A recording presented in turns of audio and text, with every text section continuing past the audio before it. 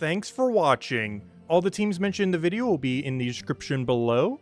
As far as the Underspire Low is concerned, since we are restricted to anything in Urskaya, we do have an interesting strategy where we can end up going with Leshy in order to entangle everything so we don't take as much damage if you end up having lower stats.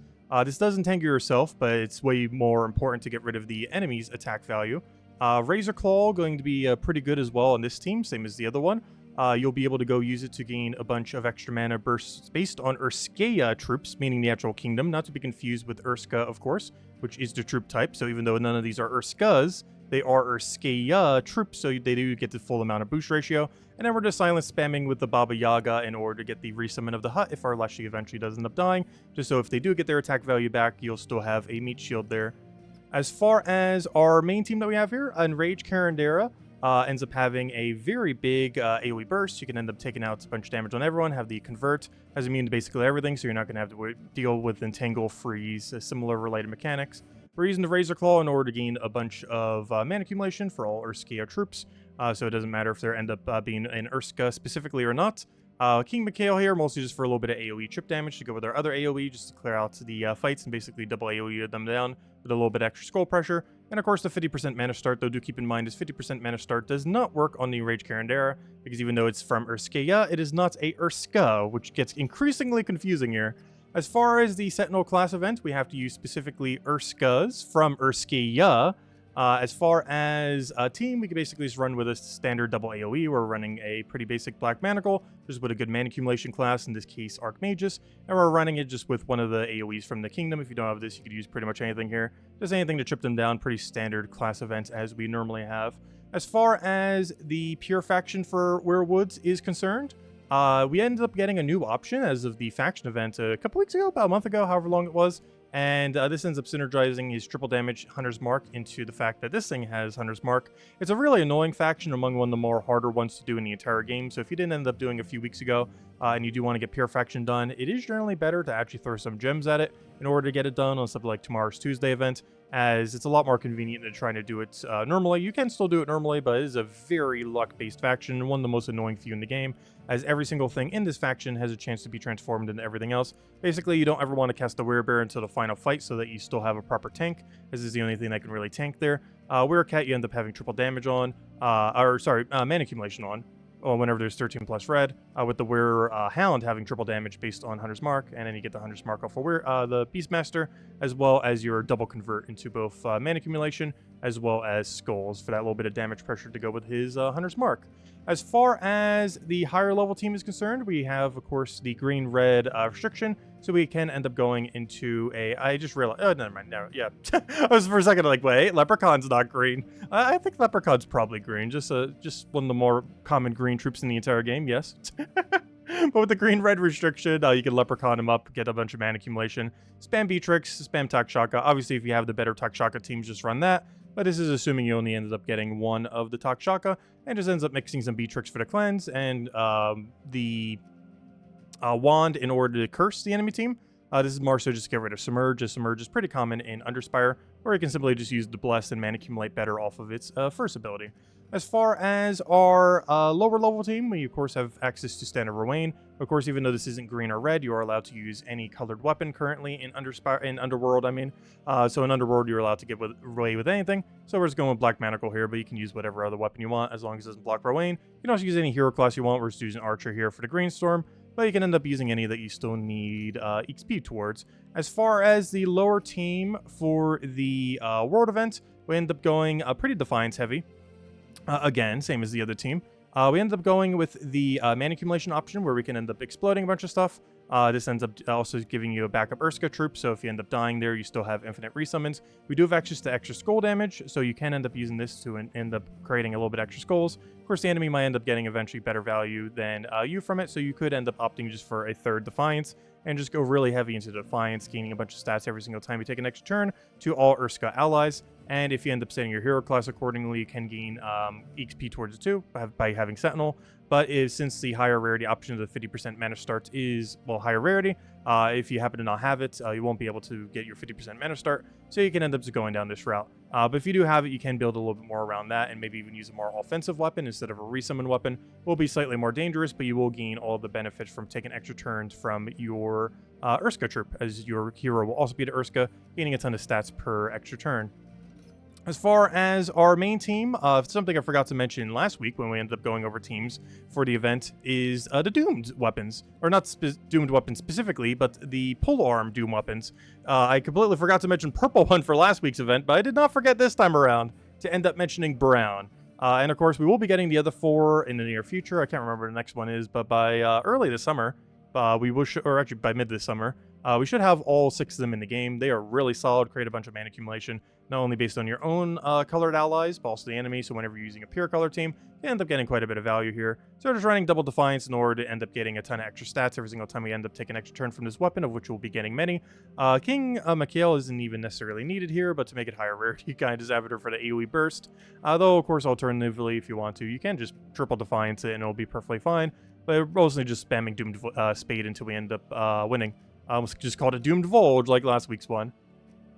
As far as the weapons are concerned, as far as the teams that we'll be mentioning later in this video, we mostly have the Razor Claw popping up a few times. Ends up creating a bunch of stuff based on Urskaya, which is a lot better than a lot of the Urskaya ones, as a lot of the restrictions this week are based more so on Urskaya specifically.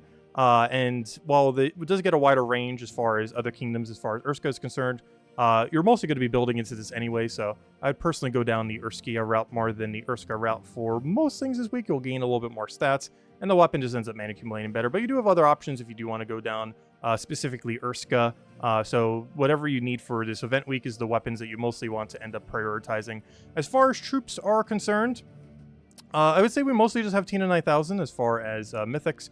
Team 9000 is in a bit of a weird situation. This is, of course, the first time it's rotated since we have had Takshaka. The biggest issue with this, as far as true damage mythics and everything are concerned, is Takshaka really takes up that slot as far as viable true damage troops these days, and basically does Tina 9000 but better as far as his ability. However, one thing that Tina 9000 still shines on is, well, aside from its mech synergy, is it does have 50% spell reduction while gaining a ton of armor. This still makes it a very physical tank and great in those kind of circumstances.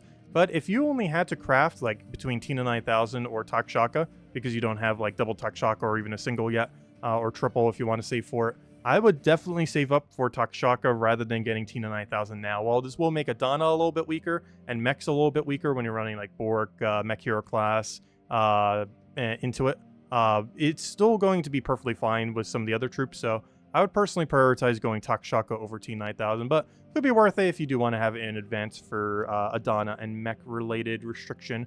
As far as this Friday, we do not have any event, as we have the arena event, so no event as per usual.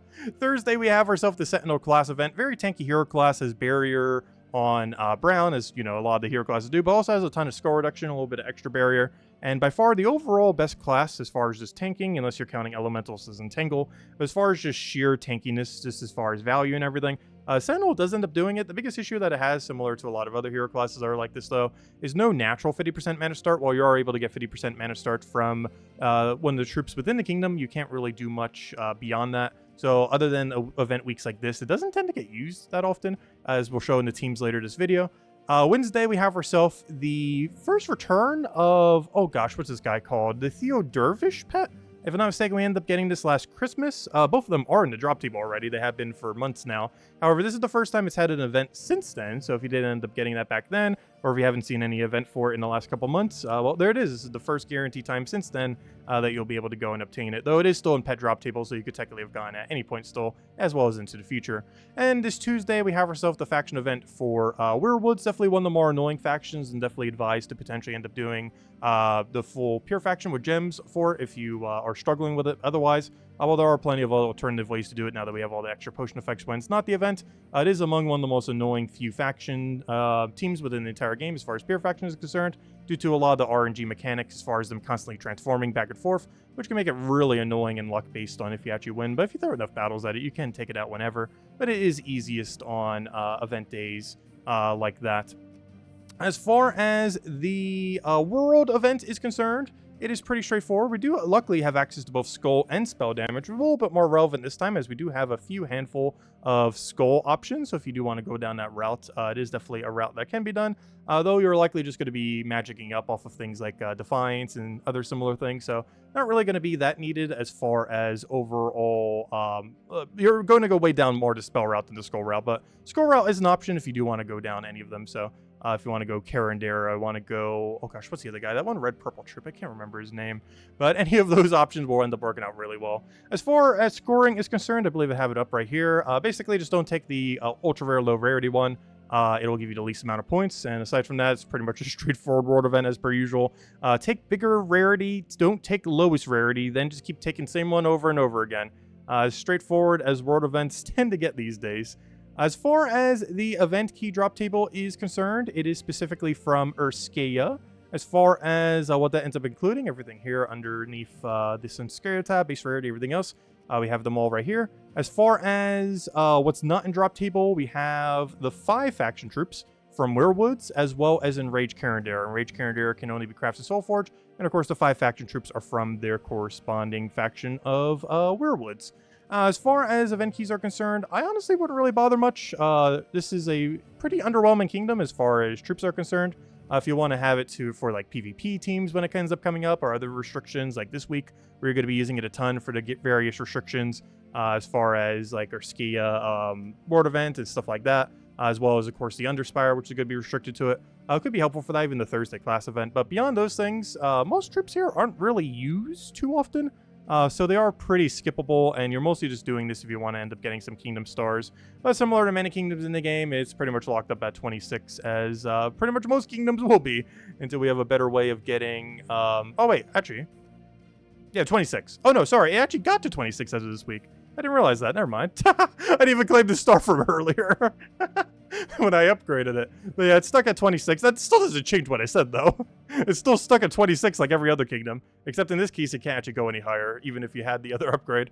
But no, it's still in the camp of everyone else. It's just joining them as of this week, though. But yeah, it's stuck at 26. What's new? That's the case for pretty much all of them. As far as the... I'm losing track of where we are. Pretty sure most of you guys are catching on to what we're doing by now. But I've legitimately lost track of what point we're at in the video. Okay, I know where. I think I remember where we were. So, the Bearlock troop is basically weaker Azura. You can end up getting Azura for free from just doing the Berlantis kingdom. If you just go through that kingdom, you'll end up getting an Azura for free. It's basically this troop is substantially better. It does a bunch of explodes for 14 mana cost. Same mana cost. I believe this guy gets shiny, but you know, you're not going to bother shining him.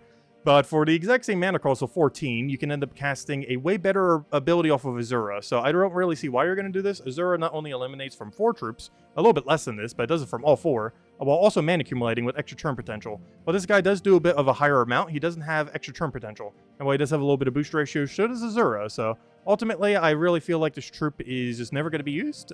Even in niche situations where you want something like this, you're just using Azura instead. And even under various restrictions for this event week, you're not even going to bother using him. On every single team, you're just not end up going to need him. So yeah, I would just avoid him. You get him for 26 stars, and that's pretty much it as far as is concerned. We can stock up on blue, purple arcanes as far as the arcane is concerned. So if you end up wanting to get them for 300 glory each, glory each, you can end up doing so. Aside from that, as far as the event week, we have the Bear Witch project, in which the Bearlock is added to the game. Overall, pretty uneventful week. We do have the Spring Imp, I guess, coming back into chest drop table, as it is the first of the month. As is spring again. I believe we actually have a spring event that we can end up seeing that's coming in about a couple weeks from now, too. A little bit later this month, so we'll have that as like a 2-week-long event. Coming with a new troop, new pet, all that stuff that ends up bringing in. But aside from that, it's a pretty uneventful week overall. with not much really going on as far as events are concerned. So a pretty team week. I think we have like Arena this weekend, so really calm week to just catch up, and a pretty standard just nothing event week as far as everything is concerned. Anyways, this is a lot harder in concept than it seemed. But hello everyone, I am Tacit, and happy April Fool's Day. The execution of this could have gone so much better, but honestly, we're just rolling with it. Have a good holiday, everyone. Hope you all had a good Easter. Bye, everyone. Thanks for watching.